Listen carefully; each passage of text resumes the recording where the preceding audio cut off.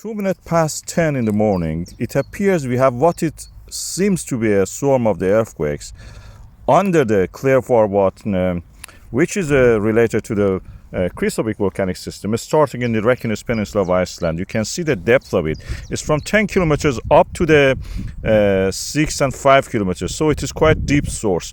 It may be related to what we have been already talking about it. I had a video about it, I'll play it after this, which shows the source for the phreatic volcanic system was at a depth of 12 kilometers, and the same may have been true for the Schwarzenegger volcanic system, which is now erupting. This is the earthquake swarm. I mark it here for you. This is the diagram, which was the latest research about it. This is the latest model that we have for that, 8 to 12 kilometers. So this well fits with the pattern we are sitting. This is the map of the earthquake, the location on the Reykjanes Peninsula. Epicenter is marked by a star. That is where the center of the earthquake on the surface will fall. This is where the boundary between the Eurasian plates and the North American plates are located, as you can see, or American plate, we should call it. This seems is actually rising something like a magma. Earthquake shows the movement of something. I'll play the videos. The style of the eruption in the Schwarzenegger volcanic system of the Reykjanes Peninsula in Iceland up to the March 2024 was in the way of a eruption which lasted only a few days. March 2024 eruption was different. It lasted now more than 4 weeks. The eruptions before that, we thought that they are sourced, this is the model that we have, from a 4 to 5 kilometer magma source on the Schwarzenegger. 9 vents in this new eruption, which I have named all of them, and the one that is survived is I've called it K1. K1 has lasted now, is the only surviving one, and is providing a lot of lava through the lava stream and building practically a shield around it. We thought that this one is actually sourced from a magma reservoir sitting on the top of the mantle around 15 kilometers deep. It may not be the case. The previous models also suggested similar to this, and we have now a better image. The source of the magma in the phreatic field was deeper than what we thought, but not as deep as 15 kilometers, which is the thickness of the lithosphere in the Reykjanes Peninsula. The newest study shows that this was not actually at the depth of the 15 kilometers. The source is within the earth crust, around 12 kilometers deep, which feeds the Schwarzenegger magma storage, that shallower, at the depth of 4 to 5 kilometers. But at the same time, some of it actually survives and reaches the Schwarzenegger volcanic system in this new eruption in the K1, the crater I have named K1. And practically is a less evolved magma from the depth with more evolved magma from the Schwarzenegger mixed up and erupting at the K1.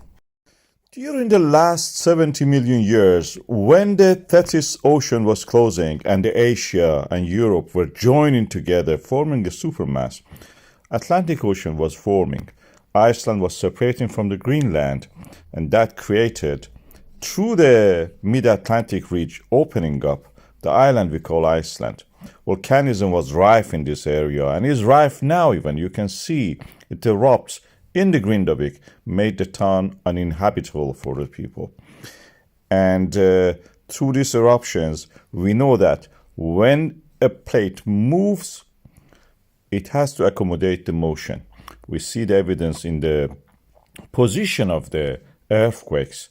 Earthquakes move in this diagram I've made from the west toward the east. As one opening of the gap creates eruption, a transform faults in black arrows has to transfer it to the next fault lines.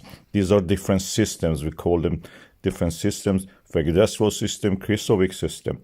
Krysuvik system is the one that we are talking about now. So like a domino effect, when one moves, lava erupts through that fault line. The next one has to move also accommodate the motion. And as you can see, it goes like a domino effect across the Iceland toward the east, separating these plates, Eurasian plate and North American plate, from each other. Krysuvik volcanic system is actually the volcanic system which is taking all these movements, accommodating them through it, and has to transfer it to somewhere else.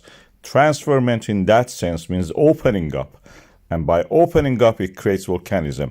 It has done it in the past. We have seen evidence for it all through this, slanted line. You can see Krysuvik is one of those systems. It reached once the vicinity of the Reykjavik, the capital of the Iceland. And it can do it again. We see the Fagradalsfjall system, and now movement through that toward the Grindavik, we can see it. And again, this movement is transferred again to the Krysuvik. Through this mechanism, I like this chart I show you again. Krysuvik was active in the 12th century for 37 years, created the most huge fire, because fire will mean eruption in that sense. Because the volcanic system is on a very, highly saturated bedrock, it created huge fires, phreatic eruptions. These phreatic eruptions are huge compared to this little fissure compared to the person standing beside it is amazing. Something like what we see in the Reunion Island in the in the Indian Ocean, or what we saw in the Cumbre Vieja, hundreds of meters of the ash and lava erupt into the air. When it happens, it will be big. I may reach the Reykjavik. I have a video I will show you that. Although in this video I've called it part of the Fagradalsfjall system. When the mid-Atlantic reaches the Iceland, it has created several peninsulas. One of them is the Reykjanes Peninsula, created by the volcanic system that you see the names of them here. They are tectonically similar to the bottom edge shear structures that we see in the rocks. Is the extension creating fault lines, and the fault lines, through them the lava may erupt.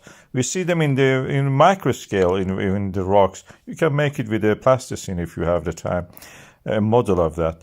And the extension can create fault lines that the lava can rise through them.